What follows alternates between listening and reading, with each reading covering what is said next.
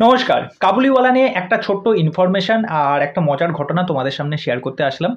তা অনেকেই এই ভিডিওটা দেখার পর হয়তো আমাকে কোশ্চেন করবে যে এর মধ্যে নতুনত্ব কী বললেন? নতুনত্ব অনেক কিছুই আছে, কেননা এমন অনেক জিনিস আছে যে পাবলিক সেগুলো জানে না, বা জানা থাকলেও সেই সময় মনে পড়ে না, কিন্তু তারা প্রিটেন্ড করার চেষ্টা করে যে না আমরা এই বিষয়টা জানি, তুমি এটা ভুল বলছো। তা সেদিন যখন আমি কাবুলিওয়ালা দুবার দেখেছি, তা কাবুলিওয়ালা দেখে আসার পর সেই দিন ফার্স্ট দিন যখন দেখতে গেছি তখন আমি একটা ভাবলাম, মাথায় একটা বুদ্ধি আসলো যে একটা পাবলিক একটা ওপিনিয়ন নিই যে কাবুলিওয়ালা সম্পর্কে তাদের কি মতামত, কাবুলিওয়ালা অ্যাকচুয়ালি কার লেখা, কাবুলিওয়ালা কত সালে প্রকাশিত হয়, কাবুলিওয়ালা যে চরিত্রটা তার নাম কি, যে ছোট্ট বাচ্চাটা তার নাম কি, এইসব নিয়ে কয়েকটা ছোট ছোট প্রশ্ন করি। বিশ্বাস করো সত্যি, মানে ভালো লোক কিন্তু জানে, বাচ্চা কাচ্চা যারা এখনকার যারা নিউ জেনারেশন তারা কিন্তু জানে না বিষয়টা, কেননা এখনকার যুগটাই এখন অন্যরকম পড়ে গেছে। তা কাবুলিওয়ালা গল্পটা প্রথম কত সালে আসে তোমাদের কি মনে হয়? কাবুলিওয়ালা প্রথম প্রকাশিত হয় 1892 সালে, আর বাংলায় প্রথম সিনেমা হিসাবে আসে তপন সিংহের, সেটা সালটা হচ্ছে 1957 সালে, যেখানে ছবি বিশ্বাস কিংবদন্তি অভিনেতা অভিনয় করেছিলেন। আর মিনির চরিত্র ছিল শর্মিলা টেগোরের বোন, সম্ভবত ঐন্দ্রিলা ঠাকুর মনে ছিলেন, ওই যে বাচ্চা মেয়েটা। এরপর হিন্দিতে আসে কত সালে? হিন্দিতে আসে সম্ভবত 1961 সালে। হিন্দিতে পরিচালনা করেছিলেন সম্ভবত হিমেন গুপ্ত, আর সেখানে কাবুলিওয়ালার চরিত্রে অভিনয় করেছিলেন বলরাজ সাহানি। মানে দুর্দান্ত অভিনয়, জাদ্রেল অভিনেতা যাকে বলে। তা হিন্দিটা আমি দেখিনি, সত্যি কথা বলতে আমার দেখা হয়নি, কিন্তু বাংলাটা ছবি বিশ্বাসের আমি দেখেছি। আর হিন্দির যেখানে যে কাবুলিওয়ালাটায়, তা সেখানে মিনির চরিত্রে অভিনয় করেছিলেন উষা কিরণ।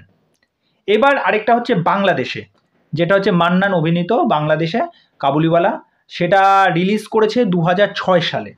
আমার ওই সিনেমাটাও দেখা হয়নি, কিন্তু যেরকম ইনফরমেশন পেয়েছি বাংলাদেশেও প্রচুর মানুষ ওই কাবুলিওয়ালা নিয়ে যথেষ্ট প্রশংসা করেছেন।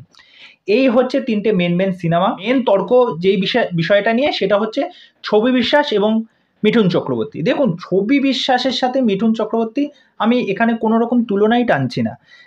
বিষয়টা কি হচ্ছে, তখনকার সময়ে দাঁড়িয়ে 1957 সাল, বুঝতেই পারছেন অনেকটা সময় পিছিয়ে, যারা ছবি বিশ্বাসের ওই চরিত্রটা, তারপর হচ্ছে তপন সিনহার মতো এমন একজন ডাইরেক্টর তার কাজ দেখে এসেছেন, তারপরে তাদের ওই বিষয়টাই তাদের মাথার মধ্যে চেপে আছে।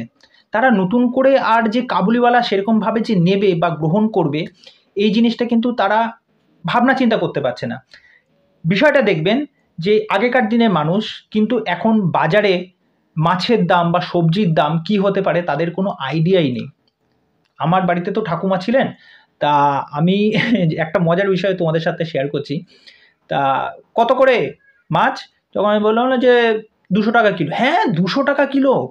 কি বলিস, কি এমন ঠাকুমা এরকম করে রেখেছে, 200 টাকা কিলো? হ্যাঁ, আমাদের সময় তো এত ছিল। মানে তার ভাবনাটা কি, সে ভাবতেই পারে না যে দাম এখন এমন হয়ে গেছে। তা যারা ওই প্রিভিয়াস কাজটা দেখে এসেছে সেটা একটা জাতীয় চলচ্চিত্র পুরস্কার পেয়েছে। তা আমরাও চাই মিঠুন চক্রবর্তীর কাজটা, যারা এই জেনারেশন যারা মিঠুন চক্রবর্তীকে দেখে এসেছে, যারা মিঠুন চক্রবর্তীর এই পারফরমেন্সটা কাবুলিওয়ালায় দেখে এসেছে, তারা তো জানে কি পাঠ করেছে। তা টলিউডের যে সমস্ত অভিনেত্রীরা আছে তারা রীতিমতো কেঁদেছে, স্বস্তিকা মুখোপাধ্যায় থেকে শুরু করে, ঋতুপর্ণা সেনগুপ্ত থেকে শুরু করে, ইভেন অনেক ভালো ভালো ডাইরেক্টর যারা মিঠুন চক্রবর্তীর এই পারফরমেন্সটায় প্রশংসা করেছেন। এবং আমি সত্যিই চাই যে মিঠুন চক্রবর্তী এখান থেকে কিছু একটা জাতীয় পুরস্কার পাক, এই কাবুলিওয়ালার থেকে অসাধারণ পারফরমেন্স করেছে। তা বিষয়টা এখানে তর্কাতর্কি করার মতো একদমই নয়, এটাই বলার ছিল।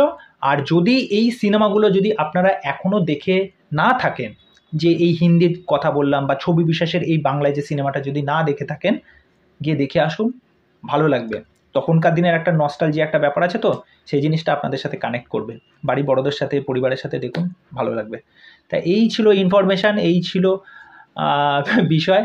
তা চলো, আজকের ভিডিও এইটুকুনি বলার ছিল। তো এইটা নিয়ে কাইন্ডলি কেউ তর্কাতর্কি করো না। এক একজন অভিনেতা তার এক একটা সময়ের দিক থেকে তারা প্রসিদ্ধ ছিলেন, তারা এখনও প্রসিদ্ধ আছেন, এখনও জীবিত আছেন, বেঁচে আছেন তার কাজ দিয়ে। ব্যাস এইটুকুনি, আজকে এখানেই শেষ করছি। আর চ্যানেলে যারা প্রথমবার ভিজিট করতে এসেছো তাদেরকে ওয়েলকাম। চ্যানেলে এসেই তোমাদেরকে যে কাজটা করে দিতে হবে, চ্যানেলটাকে সাবস্ক্রাইব করে দাও। নমস্কার।